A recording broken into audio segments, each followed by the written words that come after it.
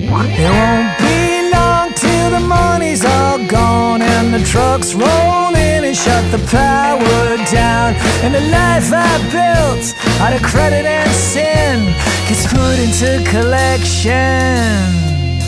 As I'm messing with the breaker, sorting out the problem, trying to figure out if I really even got one. Lights out, anything goes, ducking all the crosses, slipping all the low blows. Right now it's just the lightning that glows as I'm looking for the family. Yeah, but I'm still messing with the breaker. I'm always mixing up the saviors and the fakers.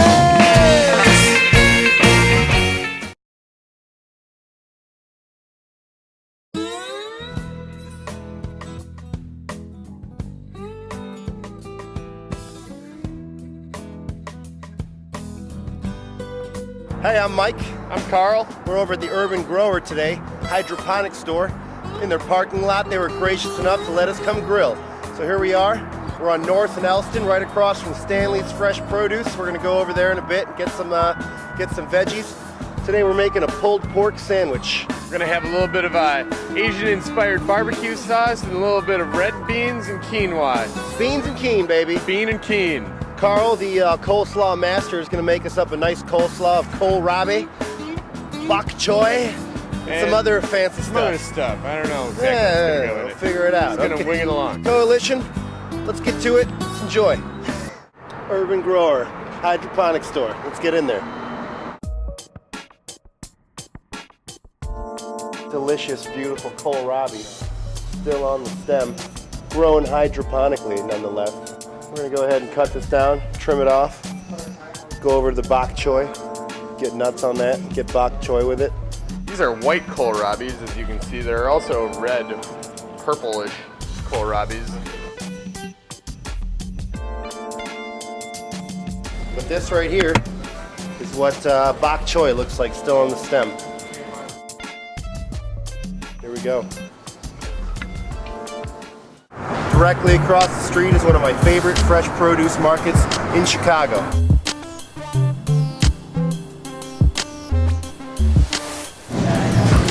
A couple of these for coleslaw. Nice shallots. $2.50 for a handful of shallots. It would be $2 a piece at the other store.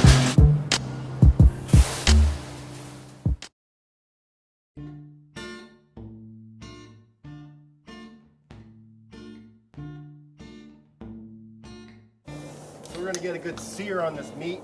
We just rubbed it with some coriander, salt, and pepper. Simple. Searing the meat is definitely a flavor booster. Adds a lot of flavor if you brown your meat first.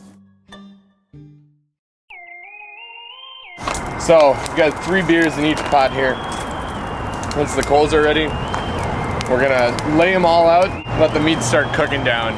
Hopefully it doesn't take too much longer than about 2 hours. Like I said, we already cooked it pretty low temperature for a good 5 hours last night. Almost forgot, when we cooled the pork down last night, sat and cooled and released some smoky pork jelly onto the plate we had it on. Oh yeah.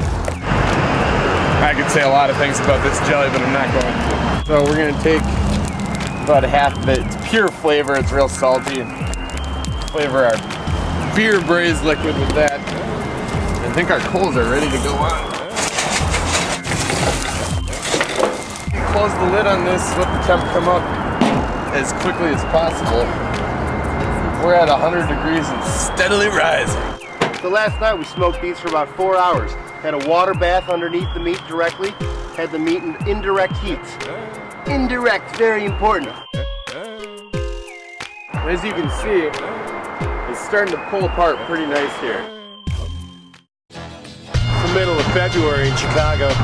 Figured we warm things up with a little taste of Cabo San Lucas, and the Red Rocka Sammy Hagar. This is the Blanco.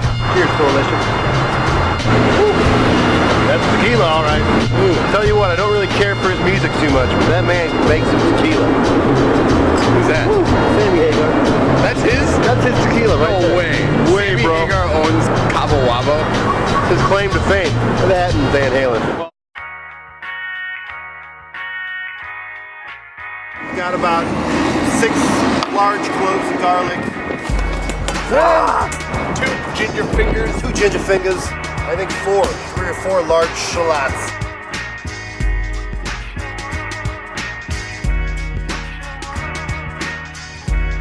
Get a really fine dice so that we don't make our barbecue sauce too chunky.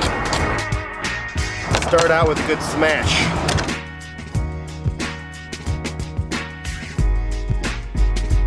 Shallots, garlic, and ginger cooking in sesame oil. We bought a little panorama of Asian condiments. The base of our sauce here is another sauce, plum sauce. Call me the plumber. No one calls you that. They will now. There's 1 jar of plum sauce.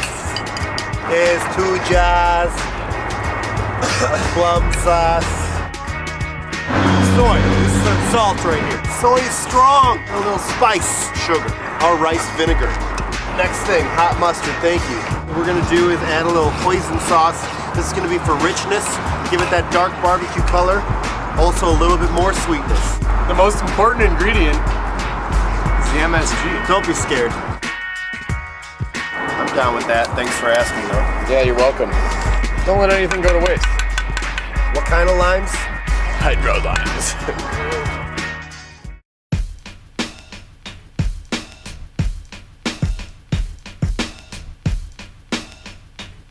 It's time for Karl to perform the mayonnaise routine. Start by separating 2 egg yolks into a bowl. Add a teaspoon of mustard, a pinch of salt, and a small squeeze of citrus to help this guy emulsify. We used lime and hot mustard, as opposed to the traditional Dijon and lemon business. Tip of the day, put a wet rag under your bowl to free up a hand. Let yourself get whisked away as your worries drip drip with a cup of oil per yolk. More oil means thicker mayo, yo.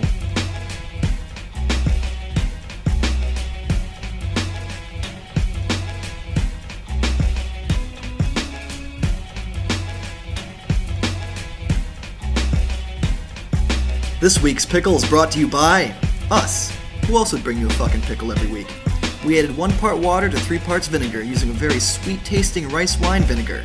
Threw in some shallot, garlic, and some mustard seed. Over here is our pickling liquid. We got all this rice vinegar for the barbecue sauce. Figured, well, might as well pickle it. I can pickle that. I might be able to pickle that. So I think this slight little bubble on these pickles is about all I'm gonna get. So I'm literally I'm gonna drop them in. I'm not gonna wait for it to boil. Once again, these are our stems of our greens. Give them a little swirl. Let them cook for just a second. They're gonna be great. We're gonna take them off the heat and just let it cool down. These should still be a little crunchy once they're done. So here's our beautiful kohlrabi, fresh from Urban Grower.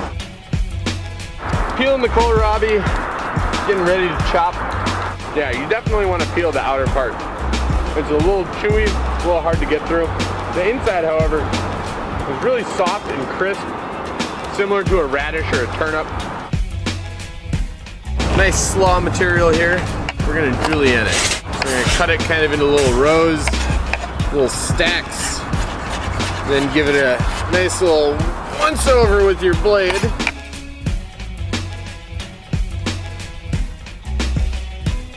Nice little thin chop with some red onion.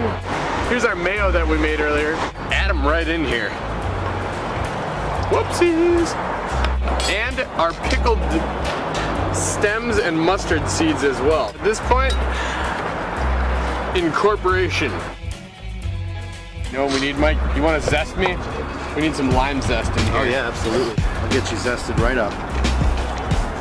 Organic lime, motherfucker. Hydroponic lime. That actually looks okay. Really? I got it. Sure? Were you worried? I had zero hope for this being successful. The slaw? Yeah. Yeah, it was really, really hard to make. I know. You guys are definitely not going to be able to make it in your home kitchen. I wouldn't even. Slaw. Wouldn't even dare. Coalition, it's quinoa time. This is going to expand like crazy. Sound like good quinoa? Sounds good. Sounds right? Okay. So I already salted this water and it's up to a boil now over the hobo barrel. 2 quarts of water, 1 quart of quinoa. As well as that, we're going to go ahead and add shallots. So in go the diced shallot with the quinoa. That's going to cook until we see the grain start to split. When the quinoa releases its germ, it will look like a bunch of tiny little fingernails. Little baby fingernails. Little, like if babies had babies, that's how small these fingernails are. Babies making babies. We're 2 for 2 on the superfood. Quinoa, superfood. Kale, superfood. Red kidney beans that we cooked last night. A couple things about cooking beans. Don't salt your water. If you salt your water, you're gonna get a hard outside on the bean. You'll think it's never done, but the inside's cooked, the outside's crusty. No good. Now our quinoa is almost done. We're gonna throw our cooked beans in with the quinoa, and now we have a quinoa bean. Quinoa bean is a blank canvas that needs to be dressed with plenty of oil, salt, and lime juice. So whatever your occasion, dress accordingly. This is the bean and quinoa once again. Still soaking up water. Getting real close though. Lemon basil bok choy.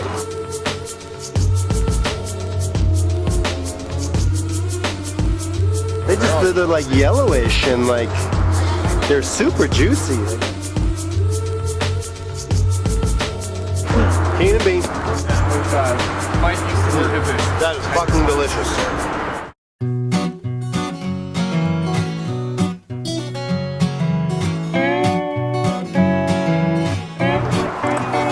Notice the excess moisture is no longer as excess as it was moments ago. Excessive.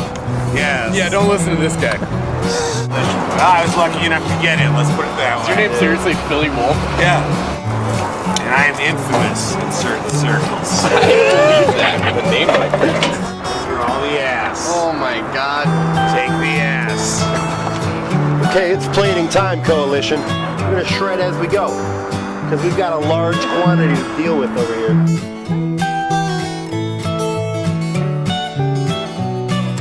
Now it's quinoa bean time. Yeah. There you go.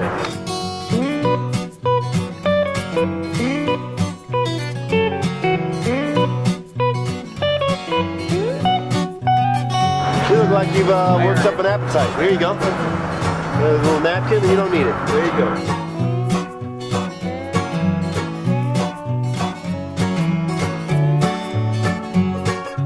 And here you go, here's lunch, man.